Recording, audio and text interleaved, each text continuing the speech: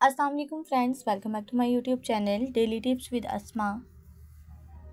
आज की इस वीडियो में हम आपको बताएंगे ज़हरा नाम के बारे में अनोखी और दिलचस्प मालूमात।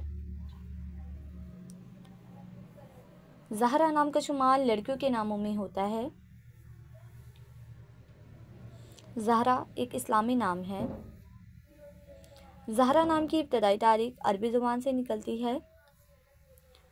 ज़हरा नाम की लड़कियों के लिए खुशकिस्मत नंबर 9 माना जाता है।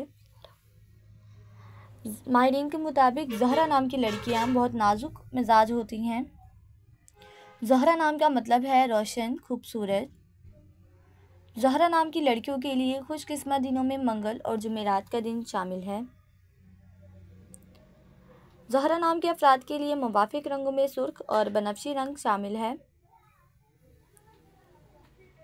ज़हरा नाम के अफराद के लिए मुवाफिक पत्थरों में रूबी पत्थर शामिल है।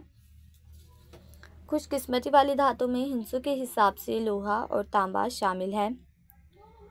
फ्रेंड्स, अगर आप अपने नाम का मतलब जानना चाहते हैं तो कमेंट बॉक्स में अपना नाम लिखें। इंशाअल्लाह हम आपके नाम की वीडियो ज़रूर बनाएंगे। Thanks for watching. अल्लाह हाफिज़।